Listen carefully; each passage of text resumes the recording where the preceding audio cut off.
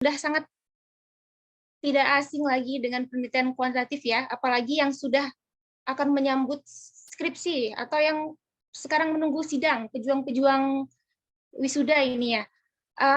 Ada yang mau sharing pendapat Anda tentang penelitian kuantitatif? Tidak perlu definisi, impression Anda, pendapat Anda tentang kuantitatif itu apa? Pertama kali yang Anda pikirkan tentang kuantitatif.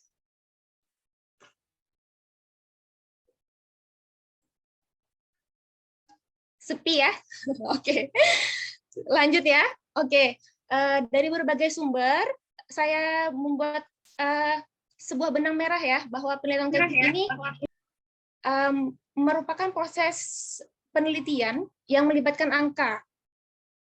Angka yang kemudian akan diteliti atau dianalisis secara statistik. Jadi prosesnya kurang lebih dari proses pemilihan topik, membuat hipotesis, kemudian memilih metode yang tepat, mengumpulkan data, menganalisis, dan menarik kesimpulan. Tapi bagaimanakah proses-proses ini bisa menuju kepada penelitian kuantitatif yang baik? Mari kita jelajahi dulu basicnya ya. Kita mulai dari karakteristik dari penelitian kuantitatif dulu. Yang pertama adalah data numerik. Data-data yang digunakan ini berupa angka. Seperti kita tahu ya, yang sudah lewat mata kuliah statistik mungkin sudah hafal ya, ada data-data yang interval, ordinal, rasio, dan sebagainya ya. Kemudian dia menggunakan analisis statistik, analisis uji beda yang paling seringnya, analisis regresi atau analisis ANOVA yang paling sering dipakai di S1 ya. Kalau sudah ANOVA atau regresi sudah pasti kuantitatif gitu ya. Kemudian yang ketiga adalah dia objektif. Maksud dari objektif di sini adalah pertama instrumennya itu jelas validitas dan reliabilitasnya. Kita sudah mengecek dulu dengan asumsi klasik, validitas, reliabilitas. Lalu kita juga punya variabel dan indikator yang jelas. Misalnya berpikir kritis itu pakai punya siapa? Misalnya pakai punya Anderson. Anderson itu indikatornya apa? 7. 7 ini dijabarkan, setelah dijabarkan barulah dibangun menjadi sebuah kuesioner. Jadi indikatornya sudah jelas apa yang diukur, bagaimana mengukurnya. Kemudian dalam objektivitas ini diusahakan untuk subjektivitas dihindari. Jadi tidak ada perasaan sentimen subjektif atau personal dari penulis. Kemudian dia memiliki kontrol yang penuh, ada juga yang tidak penuh, nanti kita akan bahas. Yang pasti di sini ada manipulasi, dan kemudian dengan proses deduktif, dimulai dari teori, setelah mendapatkannya baru kita merancang hipotesis. Oke, pertanyaannya, kapan kita menggunakan penelitian kuantitatif? Ketika kita membuat judul untuk skripsi kan biasanya sudah punya ide, tapi tidak tahu ini penelitian kualitatif atau kuantitatif. Ini harusnya saya membuat research question, pertanyaan penelitiannya ini, apakah saya harus pakai how, ataukah saya harus membangun hipotesis gitu ya. Nah, kita menggunakan penelitian kuantitatif apabila yang pertama ya, perbedaan hasil pada penelitian sebelumnya. Apabila Anda sudah beberapa kali mencoba membaca penelitian kuantitatif dari penelitian sebelumnya, sebelum pembuatan hipotesis atau hipotesis development itu, biasanya mereka mengatakan, misalnya, si A sudah meneliti hubungan antara A dan B dan menghasilkan bahwa A ini berpengaruh signifikan. Namun, si B di tahun yang berbeda menghasilkan kebalikannya. Karena itulah saya ingin membuat penelitian ini. Saya ingin membuktikan sebenarnya yang mana yang benar. Kemudian dapat dikuantifikasikan. Jadi dipastikan bahwa variabel yang Anda pakai itu bisa diukur. Tidak semua variabel bisa diukur kan? Karena untuk mengukur variabel kita harus memastikan mereka punya indikator. Indikator itu didapat dari mana? Dari teori sebelumnya, dari konsep, dari penelitian sebelumnya. Tentunya harus banyak-banyak membaca. Kemudian masalahnya sudah jelas. Anda sudah tahu apa yang ingin dicari. Misalnya saja penelitian kualitatif itu kan lebar ya. Anda bisa menemukan apa saja di sana kan. Tapi kalau kuantitatif sudah jelas, Anda sudah punya konstruk, sudah punya variabel A, dan Anda sudah punya variabel B, Anda ingin mencari tahu hubungan antara keduanya misalnya. Kemudian Anda ingin mengetahui informasi dari populasi. Nah, ini salah satu kelebihan penelitian kuantitatif karena Anda bisa mendapatkan informasi dari suatu populasi yang besar dengan sampel yang Anda ambil dalam penelitian. Namun, sampel ini tentunya harus memenuhi kriteria.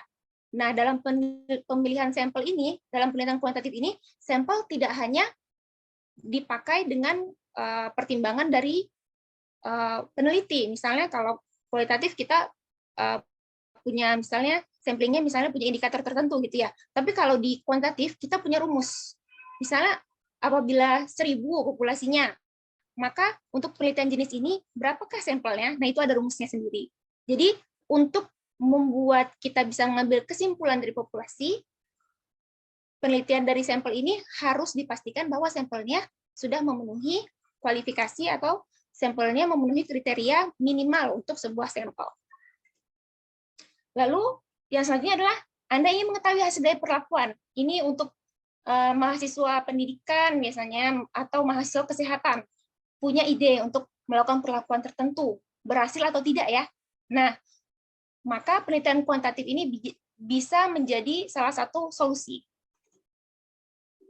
Kemudian yang selanjutnya adalah ingin menguji hipotesis.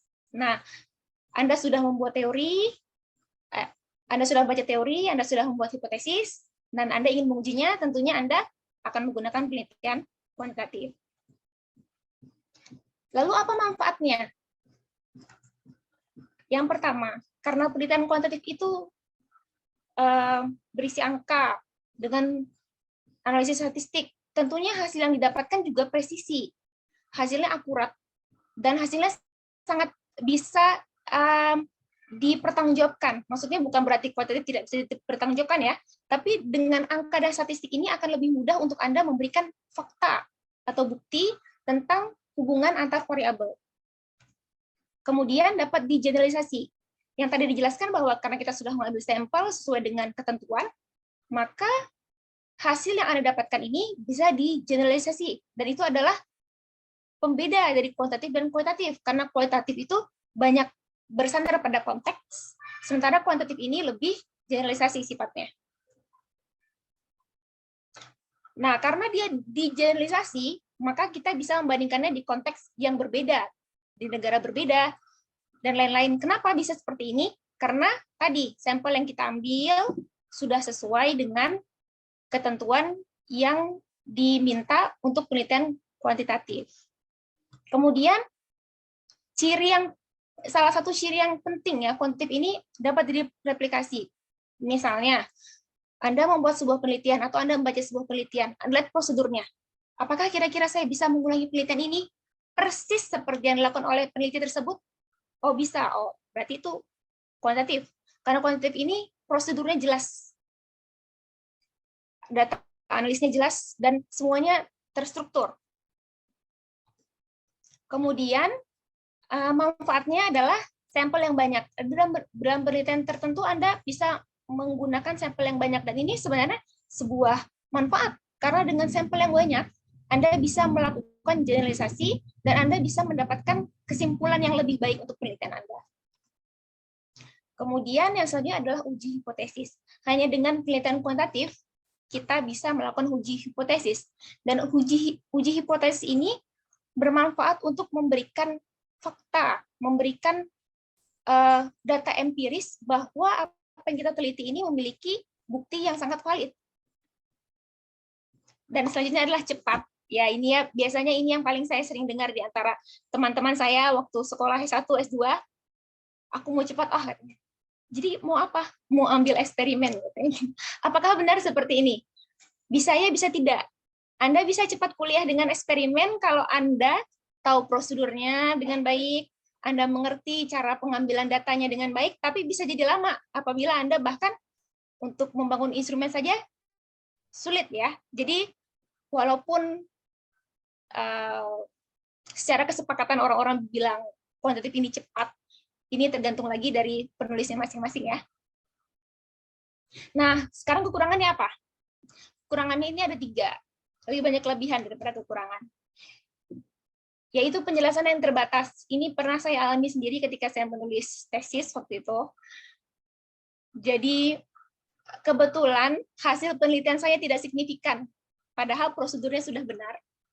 Nah, jadi cara menjelaskannya saya merasa kurang puas. Kenapa? Karena ini kuantitatif, dan saya pakai kuantitatif murni, bukan mixed method, bukan kombinasi quali dan kuanti ya.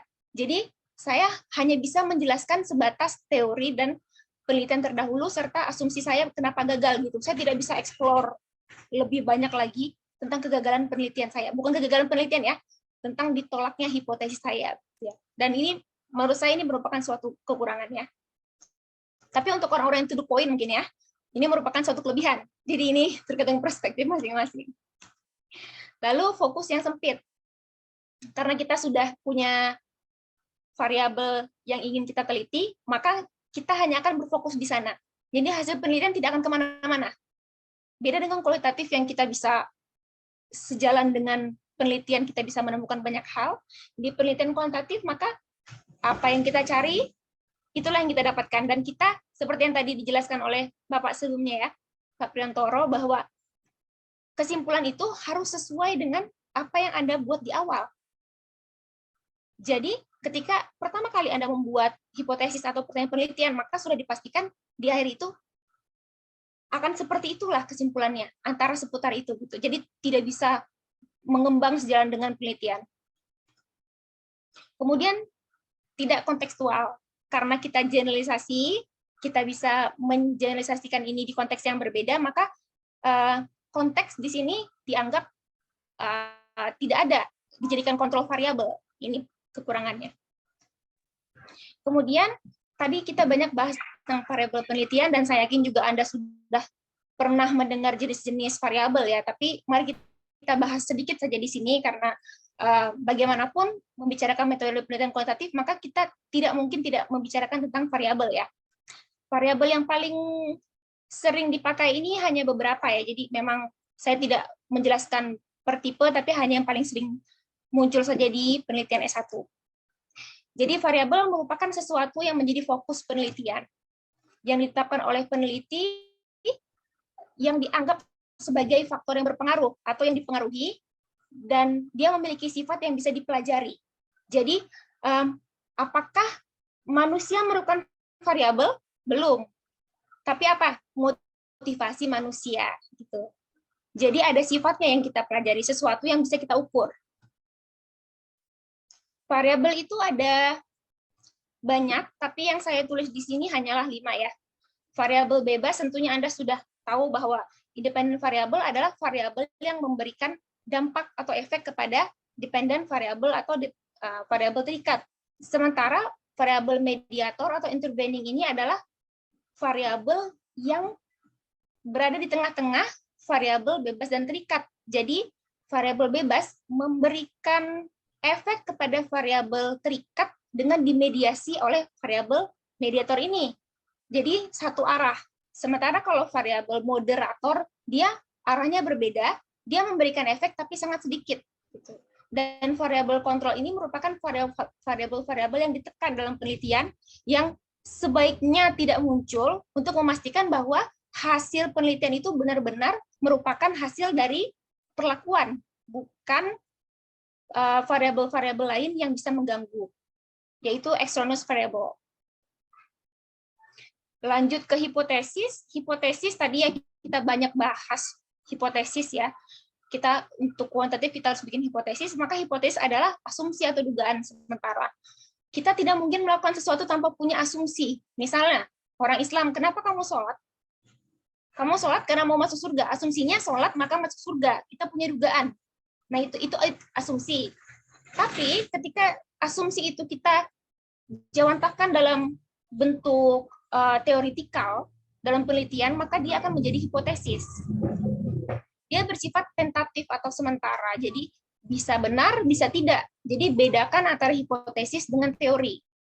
Teori ini sudah ada dibuktikan atau dijelaskan oleh ahli. Sementara kalau hipotesis ini adalah hasil intisari dari bacaan kita, dan kita berpikir bahwa oh sepertinya hubungan A dan B seperti ini, dan itu akan kita buktikan dalam penelitian ini, maka sifatnya adalah akan berubah sementara.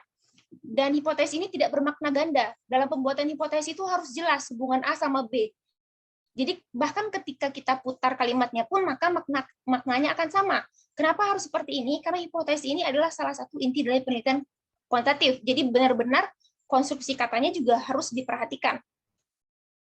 Lalu variabel-variabelnya juga dinyatakan secara jelas. Dan yang pasti bisa diuji. Maksudnya bagaimana bisa diuji? Bisa diukur. Bagaimana caranya bisa diukur? Dia punya landasan teori atau konsep atau penelitian sebelumnya yang bisa merinci indikatornya, bagaimana cara mengukurnya, gitu ya.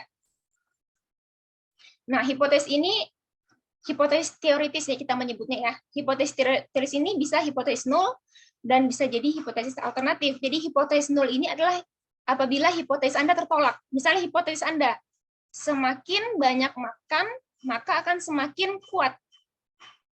Maka hipotesis nol itu semakin banyak makan, tidak semakin kuat. Berarti hipotesis Anda ditolak. Sementara hipotesis alternatif ini merupakan hipotesis yang diterima. Berarti hipotesis yang Anda tulis tersebut diterima. Nah, bagaimana sih cara menolak dan menerima hipotesis?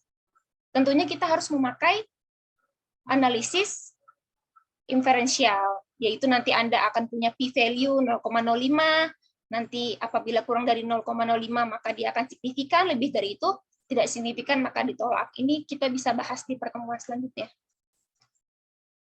Nah, kita akan masuk ke jenis penelitian kuantitatif. Jadi saya bagi di sini hanya menjadi penelitian eksperimen dan non-eksperimen ya. Jadi penelitian eksperimen itu memberikan suatu treatment atau perlakuan. Sementara penelitian non-eksperimen ini dia tidak ada perlakuan. Jadi variabelnya itu sudah ada di sana, kita hanya meneliti tentang hubungan antara keduanya. Nah, saya hanya membahas dua ini ya. Sebenarnya banyak, cuma karena ini introduction, perkenalan, maka cuma dua ini. Nah, tentunya Anda sudah sering dengar ya, pra-eksperimen, pre, true, dan quasi. Nah, kita lihat bedanya apa. Di penelitian eksperimen ini, kita mengontrol dan memanipulasi variabel. Yang pertama adalah pre-eksperimental. Nah, pre. Kenapa diberi nama pre? Ketika bayi lahir kurang dari 9 bulan dibilang prematur. Kenapa? Karena belum siap. Di pre-eksperimental ini bukan berarti belum siap, tapi hanya saja dia bukan merupakan eksperimen sesungguhnya. Karena kenapa? Pertama, dia hanya melibatkan satu kelompok subjek saja. Jadi, Anda punya satu kelas. Anda tidak punya pilihan, Anda hanya punya satu kelas ini, dan Anda harus melakukannya di sini. Maka, tentu saja pasti Anda akan melakukan eksperimental. Nah, bentuknya ada 3. Studi kasus bentuk tunggal atau one shot. Jadi, Anda punya kelas, Anda menerapkan sebuah model dan memberikan post-test kepada kelas tersebut. Nah, itu one shot case study. Eksperimental, ya, one shot case study juga sebutannya. Kemudian pretest, pretest, kelompok tunggal. Nah, di kelas itu Anda memberikan pretest, kemudian Anda memberikan post-test. Loh, kok seperti itu? Ada yang post-test saja, ada yang pretest post-test. Nanti kita akan bahas di bawah atau pertemuan selanjutnya ya. Jadi saya akan paskan waktunya. Jadi slide saya sudah panjang ya. Itu bisa kita gunakan untuk 3 pertemuan. Nah, kita akan lihat sampai jam 3 kita sampai mana ya. Yang pasti pertemuan pertama ini teori dulu. Pertemuan kedua kita akan sama-sama membangun hipotesis. Karena cara menulis hipotesis itu tidak bisa sembarangan. Maksudnya, oke, saya punya asumsi. Kalau saya sholat, saya masuk surga. Apakah ketika saya menulis hipotesis boleh seperti itu kalimatnya? Tidak. Ada aturan dalam buat hipotesis. Dan itu insya Allah akan pertemuan kedua. Jadi, make sure you don't miss it. Kemudian, yang ketiga adalah perbandingan kelompok atau intake group. Jadi, Anda punya satu kelas saja, Anda mau eksperimen, tapi pengennya dibagi 2 kelasnya. Bisa. Jadi satu kelas ini Anda bagi 2, yang setengah Anda kasih perlakuan, yang setengah tidak, maka itu akan jadi intake group comparison. Itu pre-eksperimen ya. Eksperimen yang tidak benar-benar lah bahasanya gitu ya. Kemudian selanjutnya adalah true eksperimen. Nah, Kenapa tadi disebut tidak benar? Tidak benar-benar, karena ada yang benar-benar, ini namanya true eksperimen. Jadi true eksperimen ini dia punya kelompok kontrol. Kelompok kontrol maksudnya kelas lain yang tidak diberi perlakuan. Dan kita punya satu kelas ini untuk diberi perlakuan. Maka kita berpotensi untuk menggunakan true eksperimen. Dan dalam true eksperimen ini dipastikan bahwa semuanya bisa dikontrol. Misalnya, dalam penelitian meneliti uji efektivitas obat kepada seekor tikus, maka suhu udara, makanannya tikus, minumannya tikus, semuanya dikontrol, dipastikan bahwa semuanya sempurna. Begitu juga berat badan tikus, karakteristik tikus, warna bulu, dan sebagainya. Kemudian dipilih secara random. Jadi ada sebuah populasi, Anda pilih random dengan karakteristik yang sama akan tadi ya, maka itu bisa true eksperimen. Ada dua jenis. Yang pertama post-test only, hanya diberikan post-test saja. Yang kedua pre-test dan post-test. Loh, kok seperti ini lagi? Nah, sebenarnya jadi perdebatan ya, banyak sekali perdebatan antara peneliti. Ada yang cenderung bilang post-test saja itu paling betul. Ada yang bilang enggak, harus ada pre-test, harus ada post-test. Nah, kalau saya sendiri cenderung saya memilih untuk post-test only, karena nanti kita akan bahas tentang ancaman dari validitas internal. Kenapa post-test only itu lebih baik ya? Mohon maaf, 5 menit lagi, Bu Ira. Oke, terima kasih Pak. Nah, selanjutnya kita akan menghabiskannya di eksperimental kuasi ya.